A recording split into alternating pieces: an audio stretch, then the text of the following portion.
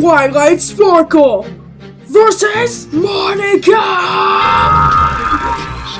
Begin! Oh no! It's time for Battle Party! I could play video games on a TV made by Sony! Oh shit, it's Bill Cosby!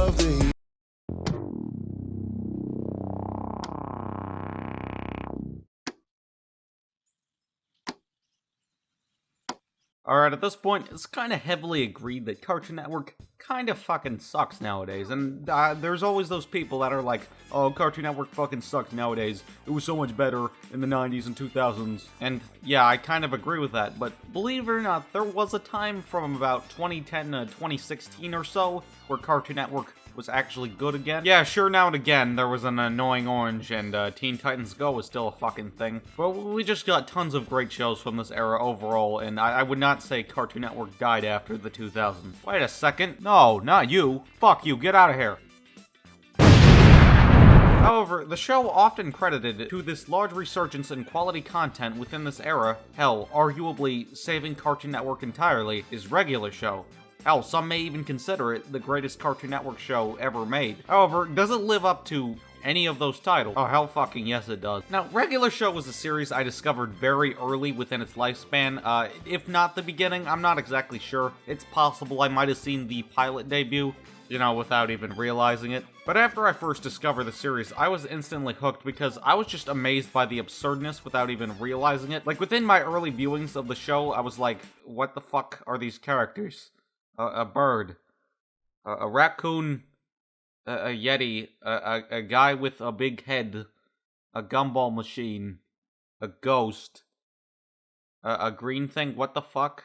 But that what the fuck aspect about it is what got me to love it in the first place. And personally, that's part of why I think it makes the show so great. And you know, I first watched this when I was like 6 or 7, so it took me a little bit to realize why it was called Regular Show in the first place, because it kind of threw me off. But then one day, I just had that moment, I was like, oh, it's called Regular Show because it's regular at first, but then something crazy happens despite the setup being completely weird. I think it's a really good representation of the creativity and well-incorporated absurdity of the show.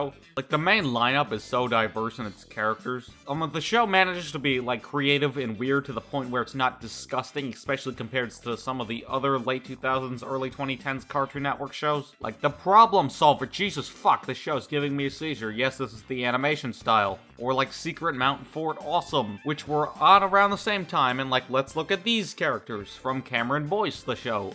Oh, look. A human, I think. A robot. Domokun, it's literally just fucking Domokun. Or the Secret Mountain Fort Awesome ones are even worse. Like, what the actual fuck are these characters? A green ball with acne. Spike-Or from Masters of the Universe. A blue thing. This pencil scribble monkey motherfucker.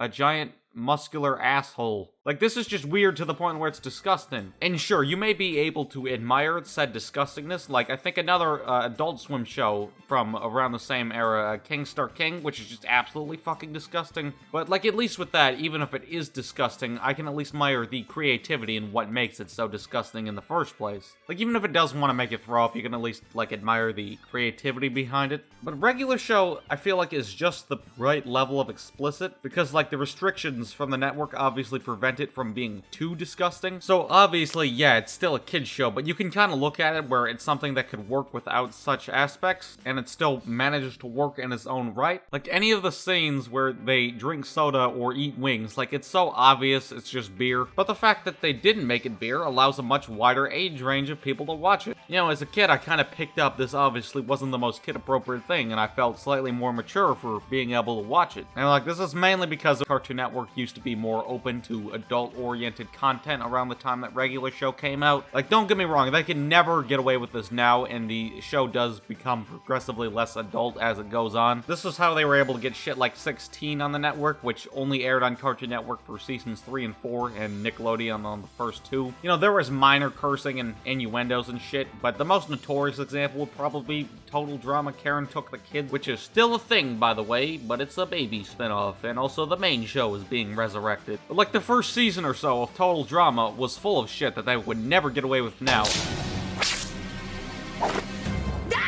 Well, you don't see that every day. No, you don't, my man. No, you don't. The two most notorious jokes being the boobies and the you backstabbing lying little beep. Now, to be fair, Regular Show never did anything as adult as Total Drama Karen took the kids, but I mean, like, it was adult enough to be censored in the UK. Hey, look at me, I'm British. Wow, epic fail. And in the American version as well, but mainly in the UK. British? And with the adult jokes, even if sometimes the joke flew past my head, I would still sometimes notice differences in dialogue. You pissed me off. You ticked me off. And don't get me wrong, not everything flew past my head, but a lot of shit did. I can't believe you told her you'd water all these. What a chump. It's because Margaret's my friend. Yeah, your friend without benefits. If you live outside of the United States, I recommend watching the American version if you can get your hands on it. Yes, America. Go ahead and you stack spaghetti sauce at a store and in a supermarket. You control the guy or the woman who brings out the carts on a forklift. What happens? They make you management. Like, here's a really weird edit to me. Like, in the scene from The Power where the wizard pisses in the bush, well, in the UK version, they took the piss audio out and made it seem like he was masturbating instead.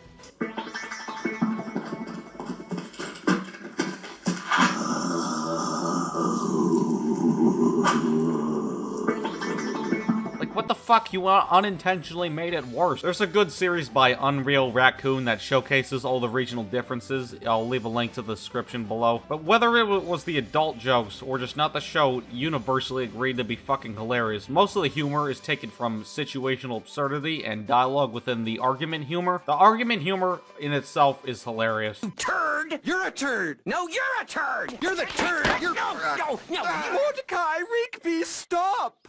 We can all be turds. Mordecai and Rigby have really good chemistry. J.J. Quintel, the creator, surprisingly does a really good job of playing Mordecai, which is surprising because it's just his normal talking voice, as famously stated by his Twitter bio. But, like, there is some serious voice acting talent here, like Mark Hamill of all people. A long time ago, in a high school far, far away. But, me and my gang of retards I barely remember from elementary school, we used to just quote this shit all the time, even if the joke made no sense out of context. Oh, any fucking time I made cereal as a kid, I would just talk to myself and quote this. Milk. Cereal. Combine. Like, on the last day of 3rd grade, we just sang the aw snap, come to our macaroni party and we'll take a nap song for like 10 straight minutes. A Regular Show actually got 8 seasons and 1 movie, which is much more than most kids shows, even successful ones, might I add. But, of course, with so many seasons, it eventually resulted in me falling behind on the series. Now, eventually, my family stopped paying for cable around season 4 or so I couldn't see the new episodes whenever they decided to air them. But say if I was at someone else's house or I was on vacation or something, I would get a chance to see some of the new episodes. But to see all the new episodes, I had to eventually resort to collecting DVDs, except the only DVD of the series I ever owned and still own is season 3. And this was because at one point seasons 1 and 2 used to be on Netflix, so I was good with that under the assumption that they would be there forever, which is stupid. But I could never find the DVDs of the other seasons, otherwise I totally would have bought them. The only other DVD I could only ever find was the Series 1 and 2 combo pack, which I never bothered to own. Like I said, I could watch them on Netflix. And then Season 3, which I already had. But that's because no region ever got the full series on DVD. Now, of course, they're available on streaming. That's how I watched them for this video. But Region 1, US and Canada, only got physical releases of 1, 2, and 3, and the movie. I don't know, I just thought it was worth mentioning because it affected my experience with the show. And you know, you figured with it being an American cartoon, all the DVDs would be available in America. Meanwhile... Oh my fucking god, they destroyed the place from Corey in the house. What the hell? No, no, no! Like, its neighbor, Adventure Time, has all the seasons on DVD. What the fuck? But since half the fucking show wasn't available in its country of origin in the media format of my choice, I never even saw, like, half the show. I mean, like, there is a complete series box set out there, but only in Australia, not the entire region, just Australia. And pretty much since I began falling behind, to be perfectly honest, I always wondered, wait, what was the full story? And of course, there were other ways to watch it, but, you know, I was into other stuff at the time, and it's not like I was absolutely really desperate to watch them or anything, but every now and again, I wondered, yeah, what the fuck happened in all the seasons that I never saw? It was just a back thought, like, forever, and then one day I was like, fuck it, I'm finally gonna watch all the episodes. And I wish I did earlier. Now, I'm gonna get into spoiler territory and provide a general overview of my opinions on each season now, assuming that you've seen the show before because you clicked on the video. But I mean, the show did have 8 seasons, and that's a lot of seasons, so I'm going to assume that most people haven't seen the entire show. There are over 200 episodes, but I highly recommend taking the time to watch all of it. It's got its issues down the line, but if you've only seen a fraction and liked that fraction, then I recommend watching all of it. It is definitely worth your time. Anyway, let's get into spoiler territory for each season.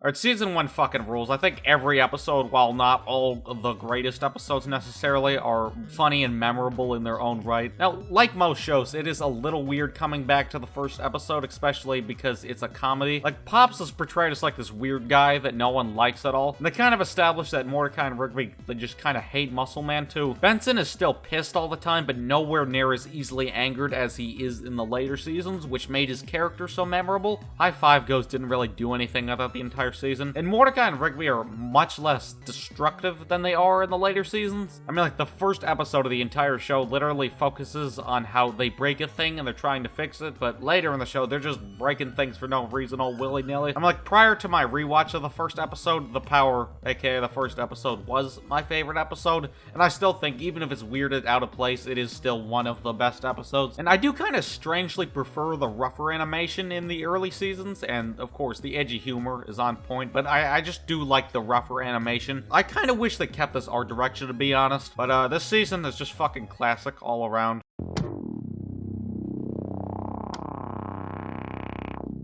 Now, if we combine the length of Season 1 being 12 episodes and Season 2 being 28, that totals to 40, in which Seasons 3, 4, and 5 had 40, 6 had 31, 7 had 39, and 8 had 31.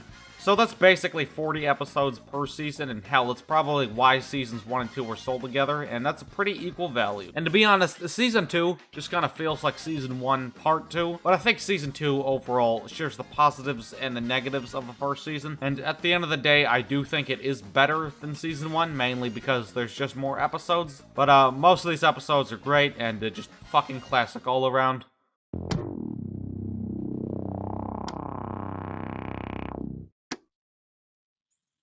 As I've established, this is the only season I ever owned on DVD, so I was actually the most excited to revisit this one because I'd seen it the most times as a kid. And I think Season 3 is what really shaped the show into what it's most known for and what it became. I think it's truly the point where it's found its identity as a show.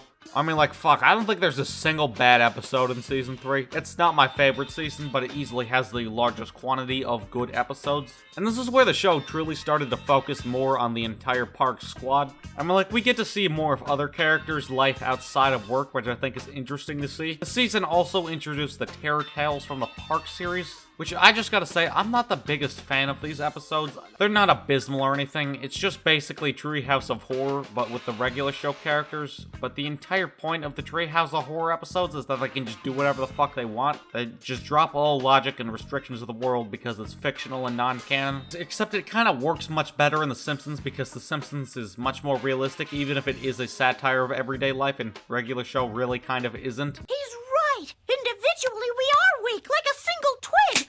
But as a bundle, we form a mighty faggot.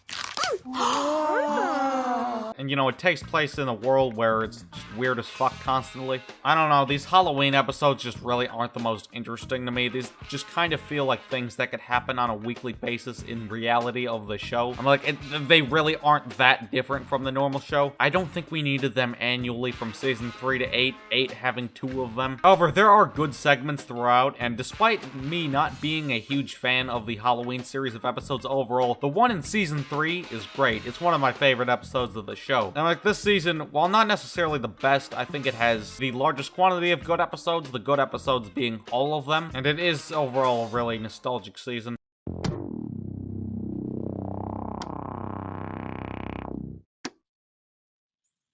This was the first season that I hadn't seen all of prior to my rewatch, and I would also say that Season 3 is also the end of the classic era. Now, I'm just gonna get this out of the way, there are no bad seasons of regular show, even the ones I don't consider to be the weakest. Season 4 overall is a really good season. I'm like, hell, its premiere Exit 9B is another fan favorite, and again, arguably the greatest episode, and I agree that it's certainly up there. Now, and I'd seen a good portion of the Season 4 episodes prior to the rewatch, and the addition of Thomas, I think, was really well handled. Yeah, it's a new character introduced a few seasons of an episodic comedy, but when there's nothing for him to do, he doesn't do anything, and that's a really smart move on the writer's part. Cough, cough, Fairly Odd Parents. Prior to my rewatch, I just figured he was some random background character because I never actually saw any of the episodes he got focused, or Exit 9B, the episode he was introduced in. But I think it is a good example of how to add a new character and make it actually purposeful and, you know, fucking good. Another notable episode is the Christmas special. Now, I fucking shit my pants the first time I saw this episode. I actually remember renting the Cartoon Network Holiday Collection DVD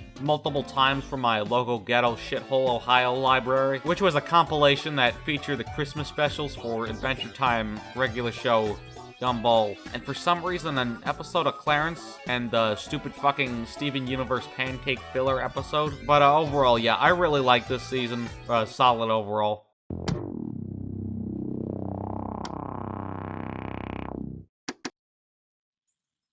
I have a lot of the same thoughts on seasons 5 and 6, so I'm just gonna talk about them together. Season 5 is the weakest season of the entire show. That does not mean it's a bad season. I just think it's the least good. Still a damn entertaining one overall. But this season mainly focuses on Mordecai. So, Season 4, Margaret leaves the show, and his relationship drama, which I know some people despise, but I actually think is kind of a mixed bag overall, in terms of how it's executed. Now, like I said, I began to fall behind on the seasons, and I was able to see some episodes from Seasons 4 to 7, but I was just kind of confused on whatever the hell was going on in the episodes that I have seen that focus on this arc prior to the rewatch. So, I guess it was kind of clever to bring back a one-off character from Season 3, and make her a full character. Now, the gimmick of CJ being able to turn into a giant cloud and affect the weather depending on her feelings, I guess is a cool gimmick. Like, it's cool to see the non-human characters actually utilize their traits as their animals. Like, Mordecai doesn't do shit, even though he's a bird, he never flies or anything. And like, Rigby will walk on all fours sometimes and curls his tail. And there are a few jokes about Benson being a gumball machine throughout the show. You morons! Get back here and help me pick up my gumballs! Like I said, the absurdity of the world is part of what makes the show so entertaining in the first place. You know, that's what allows all these shit hits the fan favorite moments. That's what makes them possible to occur. And the fact that all these life forms casually exist and you're not really supposed to question about it. I mean, like, Mordecai and Rigby literally walk around naked. Like, Pam in Season 7 is a good example of this. Like, bitch, you're rallying a fucking gumball machine. But CJ's character clearly wasn't designed for this role. She was designed to provide a single shit hits the fan moment in a single episode, and they really do not make her a likable character. And to be honest, Eileen is the only strong female character in the entire show. Not that any of them are particularly bad, well, besides CJ, but like most of them are just there to serve a purpose, like Starla or Miss I-69 a Gumball Machine. You know, they're there to serve the role of a love interest, and they serve that role well. They're just not the most interesting. But CJ doesn't really feel like that unique of a character. I mean, like, there are episodes like Portable Toilet or Video 101 where she's not pointless to the script, but it could be Margaret and it would be the exact same thing, and it just kind of comes off as pointless for certain aspects of the show. And then when Margaret comes back into the show and the love triangle edition of the plotline starts, you know, because they're basically the same fucking character, you don't really have anyone to root for. And to be fair, that's not strictly true. CJ actually has a larger quantity of interest shared with Mordecai, and at some point they do actually have a healthy relationship. But I still think, despite them being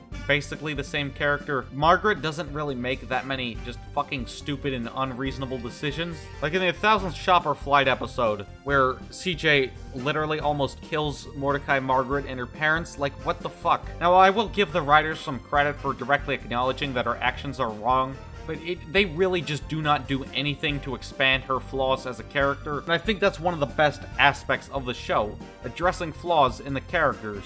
Like, yeah, I know Mordecai is a simp, and it's pretty much a meme at this point, to be honest. But yeah, I agree, Mordecai is a simp. You probably shouldn't go, Margaret. I bet your boyfriend won't like you going on a camping trip with 2 dudes. Ugh, what boyfriend? I'm not seeing anyone right now. Guys are jerks. God, I know, right? Guys are the worst. There are tons of episodes that mainly focus on Mordecai putting Margaret above himself, leading to consequences. Like It's Time, I think, is a really well-executed, exaggerated portrayal of consequences that may arise because of these types of actions. Sammy Classic style. When are you two gonna learn that your actions have consequences? The episodes of the show that explore how flawed some characters are as people, or whatever the fuck they are, I think the show is really good at exploring that dark side of reality. Another one of my favorite episodes, Over the Top, successfully displays this type of exaggerated real-life consequences, with Skips accidentally killing Rigby. But then we just cut back to CJ, who's just not an interesting character because they barely explore her side of the relationship and the parts that make it not work. But however, in episodes in this plotline, they further explore Mordecai as a character, like Maxin and Relaxin, for example, which I think are really well-constructed episodes. But that is only a fraction of the episodes, and not all of it is bad. I just think there is a larger quantity of bad episodes within seasons 5 and 6, and with all the love triangle shit, if they just explored CJ's side of it, it would be significantly more interesting. But also in seasons 5 and 6, I would say the formula just gets a little stale. Not bad necessarily, but you just know where it's going most of the time. You know, I kind of consider these seasons to be the Mega Man 6 of the franchise, where, yeah, I wouldn't consider it a bad game, but the formula just gets a little stale, and it's not as good as its predecessors or future installments, but still good nonetheless. Because I still say these are good seasons, with some amazing episodes throughout.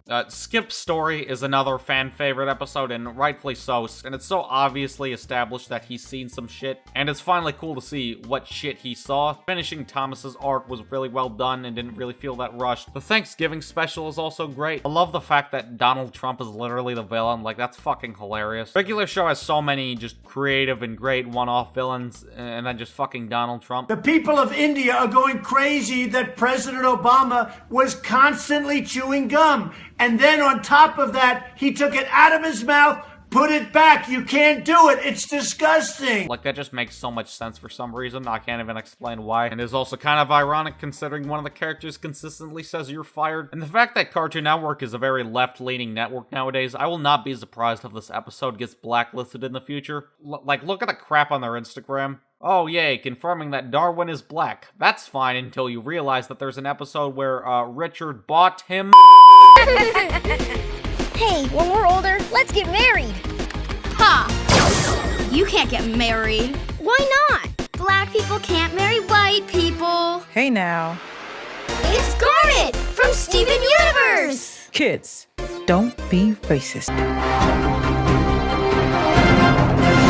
This just in, we're live at the place with Corey in the house, where we have officially gotten confirmation that racism has ended, all thanks to a stupid fucking Steven Universe commercial. I know, that is epic. Thank you, Steven Universe commercial, for fucking ending racism.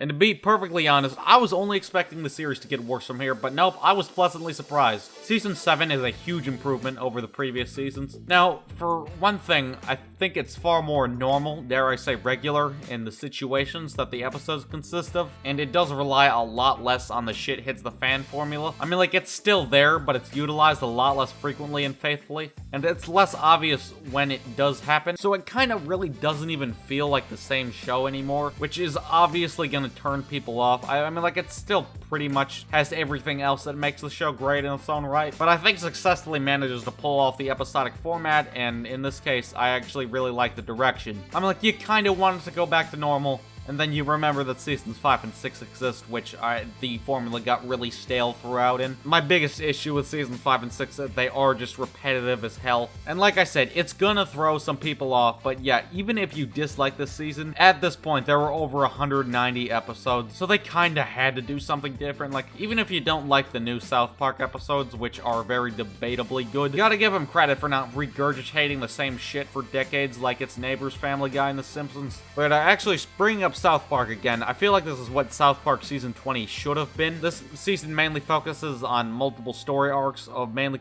giving much more focus to Rigby and Benson of all characters, with the arcs of the Dome Experiment and more focuses on Benson relationships and Rigby's graduation, all of which successfully maintain the episodic format, like I said, pretty much throughout the entirety of each. I think there's also a lot more variety between episodes too, mainly because it is a subversion of the normal formula of episodes, and just has a lot more just laid-back character development. And not every episode of shit hits the fan in the weirdest way possible too, but don't get me wrong, that aspect of what makes the show great is still there. Rigby going back to high school arc serves a really good, really strong development, and as a kid, Rigby was my favorite character, mainly because I guess he was funny. The only thing you're better than me at is being a big piece of But now that I'm older and obviously have full context of the entire series, Rigby is still my favorite character, mainly because he's easily the most developed character, with Mordecai and Rigby essentially switching roles in the story as the show progresses. You know, it actually provides a really interesting perspective and change, and they further explore that flawed aspect of Mordecai as a character. And like I said, exploring how flawed the characters are is one of the show's largest redeeming qualities. And by the end of the season, in Rigby's graduation day special, it makes sense how they make up in the end despite them kind of just arguing throughout the entirety of the episode. And the final scene of the season is also great as well. Now,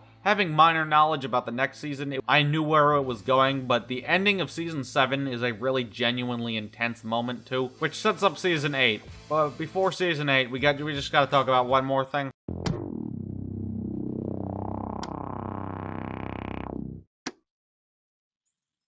Yeah, why does no one ever talk about this? Now, when they first dropped the trailer, I was actually really hyped, but I just never got around to watching it. I don't even have an excuse for not seeing this one this time around. I'm like, it did get a DVD release in the US, confirmed to be set between Season 6 and 7. I'm like, technically, it was first released on digital in September of 2015, on DVD in October, and it aired on TV in November, which is actually really good timing because that's right around the time that the Rigby High School story arc begins. And in this movie, we get to see the characters in high school, and now the movie itself does just kind of feel like an hour-long episode, which I think is fine, this being a TV movie and all, and it actually works really well as a result. And I'm glad it actually takes the time to further explore previously established concepts within the show, like time travel and Mordecai and Rigby's past, and to be honest, it's just kind of more of a further character study rather than some big grand storyline. And don't get me wrong, they do some of that, but I feel like some of the 22-minute specials feel higher in scale than the movie, which might throw some people off. But it also just kind of serves as a what-if question, like what if Mordecai and Rigby weren't friends anymore? And it does so much with the concept. Yeah, it's got a let's save the universe plot, but it's not really about that. And considering where Season 8 goes, I think that particular aspect was handled better in Season 8. But we actually get to see their previous actions from seasons further come into play. Like, it reminds me of the Josh is Done episode of Drake and Josh, where it takes a really realistic approach to this type of situation. And the twist of the only reason why the whole stupid fucking show is occurring is that Rigby's actions, done out of his insecurities as a person, or raccoon, surprisingly really down to earth. I'm like, Mordecai and Rigby's friendship is literally built on a lie. And at one point, Rigby nearly kills himself over this. Fly me into the sun so I won't have to be so sad anymore. Fuel cells critical. No, come on! Stupid ship!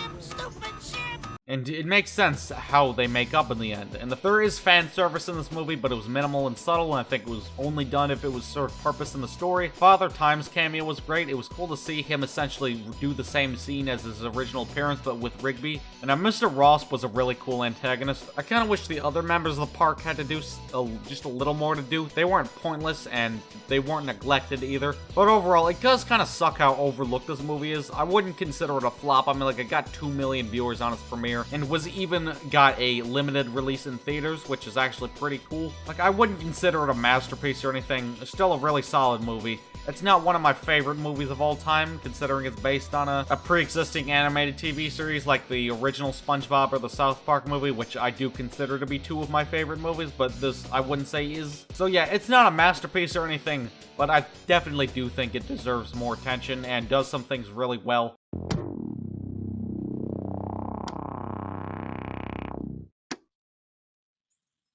Season 8 is really good. Now, I have my issues with it, but I really enjoyed Season 8 overall. Or should I say, regular show in space. Ooh, fancy. And that's a particular aspect that's gonna throw some people off. Now, I do think Season 8 just kind of feels like Season 7 in reverse, where I felt Season 7 was a lot more regular and a lot less weird, which made it work. But this season is a lot more weird and less regular, and again, that's gonna throw some people off, hell, probably even more than Season 7. And I know there are people that tend to dislike this particular season, but hey, I really enjoy it, and I know tons of other people do as well, so. And don't get me wrong, the in-space direction does not feel like a pandering or shitty corporate decision at all, and it feels completely justified, and they do a lot more with the concept than expected. However, one thing I do think is really inconsistent throughout the entire season is like when oxygen is necessary. You know, in the first episode, they literally go to the moon and they don't need it. Hell, in the very first episode of this season, there's like zero consistency in when oxygen is needed at all. Now, if we take all the episodes of this season, I would personally divide them into two categories: the main story arc and the filler stuff. And the filler stuff is kind of a mixed bag. I'm like, there are some really good episodes like Fry's Night and Can You Hear Me Now? But also some just like weak episodes like Ugly Moons and Space Creds. But the good episodes certainly outweigh the bad, even if there is bad. I would say all the episodes that are in the main story arc of the season, I think, are all great. What they do with Pops is really good too. It's obvious it was never the plan. Like, what literally happens to him in season 1 of the show?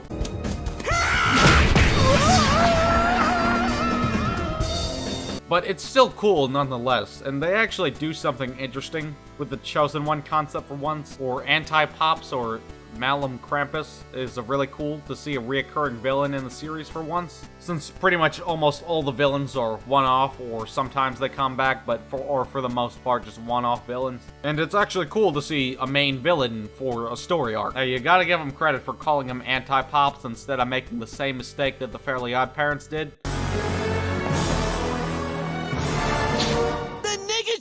Hey, he said it, not me. And I love how they reflect upon the show as you are the viewer, and the finale itself is fucking perfect. It's one of the greatest endings to a kid's show I've ever seen. I love how they actually brought La La Land into play, and knowing the show's history, even if I hadn't seen every episode, I thought that was a really interesting incorporation. And if you didn't know the original short that the character of Pops first starred in, the naive man from La La Land. I said good show. Very good show.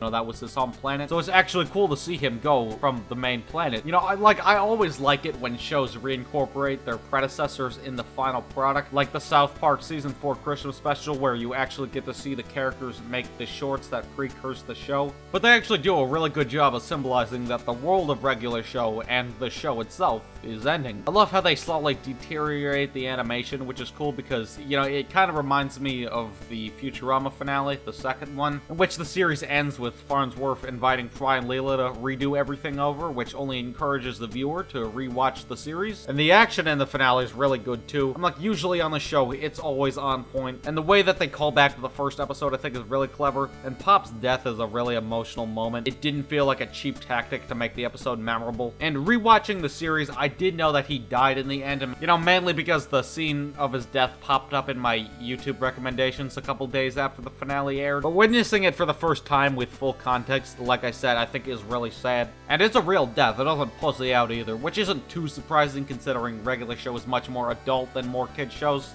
I'm like, hell, you could literally say, you know who else likes regular show? And you wouldn't be joking.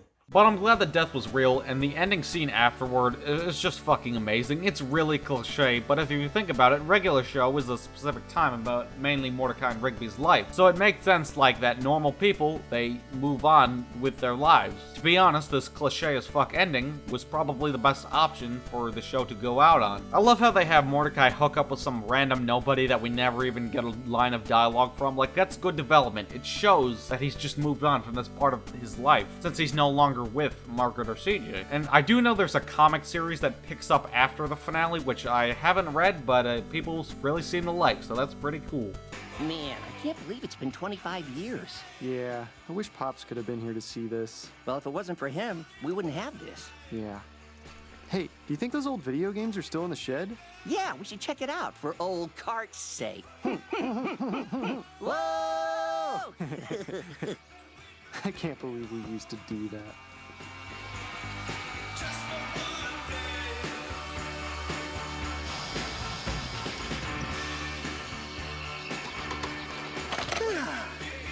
Jolly good show. Jolly good show indeed. So yeah, the last season I have my issues with, but I think was a really good conclusion. And honestly, even if the show did have its weak points, I still think it was great the entire way through. And now, given that you made it far into the video, I have assumed you've seen the entire series. But even though I just spoiled everything, like I said, if you've only seen a fraction of the show and you like that fraction that you saw, go watch all of it.